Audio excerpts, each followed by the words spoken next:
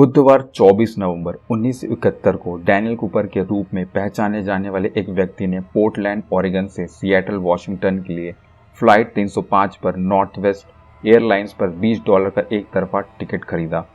Cooper 40 के आसपास के दिखने वाला एक इंसान था जिसने एक बिजनेस सूट, एक ओवरकोट, भूरे रंग के जूते, एक सफ़ेद शर्ट और एक काली टाई पहनी हुई थी। उसके पास एक अटैची और एक भूरे रंग का पेपर बैग भी था। उड़ान भरने से पहले उसने एक फ्लाइट अटेंडेंट से एक बर्बन और सोडा मंगवाया। विमान हवा में उड़ने के बाद कूपर ने फ्लाइट अटेंडेंट को एक नोट सौंपा। पहले तो उसने बिना देखे ही उस नोट को अपने जेब में रख लिया, लेकिन फिर कूपर ने उसे कहा, मिस, बेहतर होगा कि आप उस नोट को देखें, मेरे पास बम है। कूपर ने तब उसे बताया कि बम उसके ब्रीफ केस में है। उसे अपने बगल में बैठने के लिए कहा। जब वो फ्लाइट अटेंडेंट कूपर के बगल में बैठ गई तो कूपर ने ब्रीफ केस खोलकर उसको बम दिखाया। कूपर ने फ्लाइट अटेंडेंट से कहा कि वो जो कुछ भी कह रहा है उसे लिख ले और उसे कैप्टन को सौंप दे। नोट में लिखा था, मुझे शाम 5 बजे तक $2 लाख चाहिए। नगद में विशेष रूप से $20 के नोट होने चाहिए। मुझे 2 बैक पैराशूट, 2 फ्रंट पैराशूट चाहिए। जब हम उतरेंगे तो मुझे ईंधन से भरा हुआ एक ट्रक चाहिए जो रिफ्यूल के काम आएगा। मेरे से कोई होशियारी करने की ज़रूरत नहीं है, वरना तुम जानती हो कि मैं क्या कर सकता हूँ। FBI एजेंटों ने सिएटल क्षेत्र कई बैंकों से फिरौती की रकम इकट्ठा किया और सिएटल पुलिस ने एक स्थानीय स्काई डाइविंग स्कूल से पैराशूट प्राप्त किया।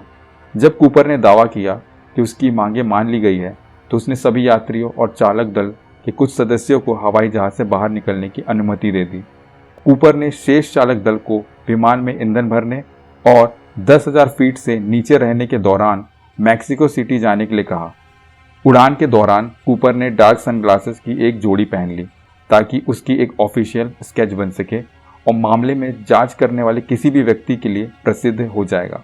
रात 8 बजे के कुछ देर बाद और कहीं सिएटल और रेनो के बीच नेवाडा में कूपर 2 पैराशूट और पैसे के साथ विमान के पिछले दरवाजे से बाहर कूद गया।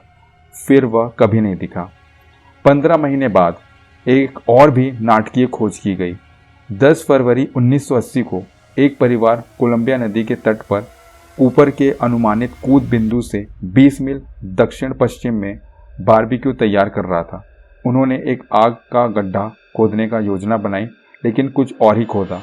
$5,880 के कुल पानी के बिलों का ढेर। एजेंट हिमलबैच ने पुष्टि की यह कूपर की फिरौती का हिस्सा है। बहुत से लोग मानते हैं कि डीबी कूपर बच गया और कुछ को लगता है कि उसने फिर से हमला किया होगा। कूपर की उड़ान के केवल 5 महीने बाद एक अन्य हाईजैकर द्वारा $1.5 मिलियन वसूली की गई। वह एक पूर्व हिस्ट्री शीटर था और उसका नाम था रिचर्ड मैकॉय।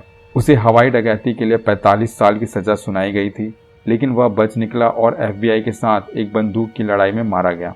रिचर्ड मैकॉय और डीबी कूपर के तस्वीरों के बीच समानता के कारण कुछ का मानना है कि डीबी कूपर और रिचर्ड मैकॉय एक ही व्यक्ति है, लेकिन फ्लाइट अटेंडेंट फ्लोरेंस शेफनर का मानना है कि कूपर का ओरिजिनल कंपोजिट गलत हो सकता है। फ्लोरेंस ने लॉस एंजलिस काउंटी शेरिफ विभाग के फोरेंसिक कलाकार माइकल कोलमैन के साथ काम किया। दोनों ने मिलकर डीबी कूपर का एक नया चित्र बनाया। फ्लोरेंस ने कहा कि कूपर का चेहरा कभी भी नहीं भूल पाएगी। डीबी कूपर कौन था, क्या वह बच गया, और यदि नहीं तो उसका शरीर और शेष पैसा कहाँ है, हम सच कभी नहीं जान सकते हैं। 45 साल से अधिक वर्षों की खोज के बावजूद व्यक्ति की पहचान या उसके कूदने के बाद उसके भाग्य के बारे में कोई निष्कर्ष नहीं निकाला गया है। इसे FBI और अमेरिका के इतिहास के सबसे बड़े कोल्ड केसेस में से एक कहा जाता है।